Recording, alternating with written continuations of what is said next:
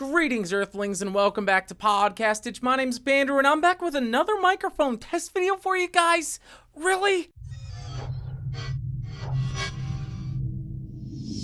So today I am testing out this guy, the Shure MV88, which is an iOS microphone that plugs directly into your iOS device using the Lightning port. And before we go any farther, I do need to mention that Shure did provide me with a very small discount, so I was able to purchase this and do the review. And lastly, if you are interested in this microphone, it'll set you back about $150 on Amazon, and as per usual, link in the description. So let's go ahead and talk about what you get in the box. Obviously, you're gonna get the microphone.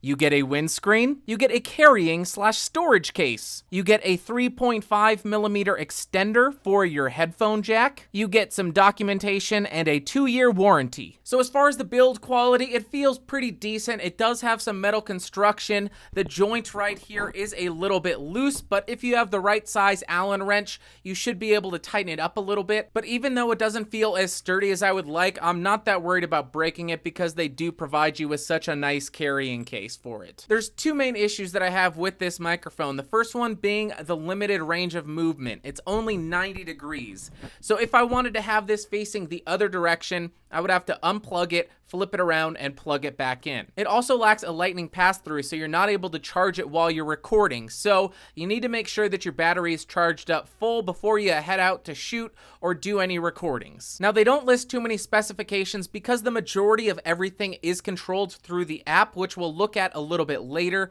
but they do list that it has a cardioid as well as bidirectional microphone capsule inside, and the recording quality for a WAV file is 24-bit and 48 kilohertz. So this is the front page of the actual recording app, but let's go ahead and jump right into the actual settings. So the first thing you're going to notice up here is a live meter, which lets you know what your input level is and letting you know if you need to decrease your microphone input gain or increase it. Directly below the meter, we have 5 DSPs. The first one is a speech bubble, which is obviously going to be for speech. The second one is a speech bubble with notes inside. That's for singing.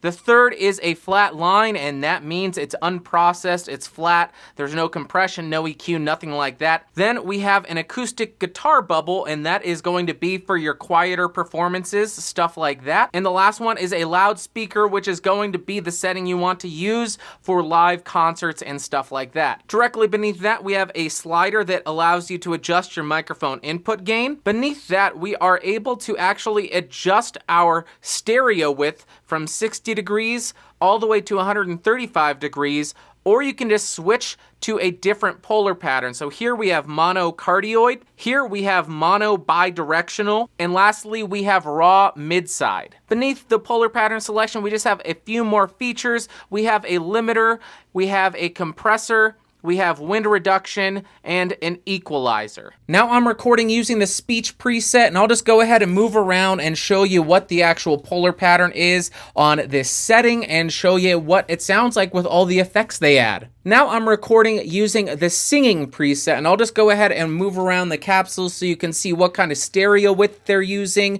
and how it sounds with all the effects that they add to this preset. Now I am recording using the raw preset. Now they add 0 effects to this, 0 compression, 0 EQ, everything.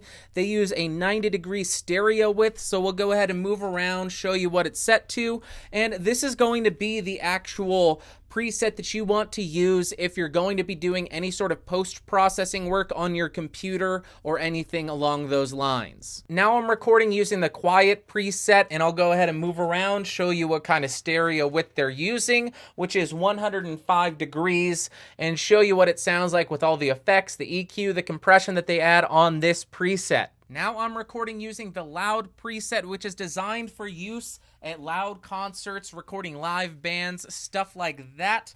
And I just go ahead and show you what it sounds like with the effects they add to this preset. Now I'm recording using a 60-degree stereo width, and I'll just go ahead and move around so you can hear how wide it sounds when we're using this kind of setting. Now I'm using a 90-degree stereo width. I'll move around the microphone, show you how wide this setting sounds in case this is something that you're interested in. Lastly, I'm recording using a 135-degree stereo width, and this is just to give you an idea of how wide a recording using this width sounds. Now I'm recording using the monocardioid polar pattern setting. This is what I would use if I was going to be recording a podcast or voiceover or anything like that. I am using the raw preset, so no effects are being added, and this is what it sounds like. Now I'm using the mono bidirectional polar pattern setting, and I'll go ahead and move over here because the main audio is going to be recorded from the sides. This is a kind of polar pattern you're going to want to use if you're recording an interview with somebody sitting across the table from you. That will allow you to actually record both people with a similar sound quality. And lastly, I'm recording with the raw mid-side microphone polar pattern, and I'll just go ahead and move around, show you where the pickup patterns are here and how it sounds in different orientations around the microphone's capsule. Okay, right now I'm recording using monocardioid with no compression. Now I'm using the monocardioid polar pattern with light compression turned on. Now I'm recording using monocardioid with heavy compression turned on. Once again, I'm recording using monocardioid with no effects turned on. Now I'm recording using mid-side cardioid with the wind reduction effect turned on. The reason I'm doing this is I've come across a lot of noise reduction plugins that really affect the voice negatively, and I just wanted to go ahead and show you what it sounds like with this setting turned on. Okay, now I'm going to go ahead and shut up, drop the microphone gain down to 0, and slowly increase it so you can hear what kind of noise is generated by this microphone.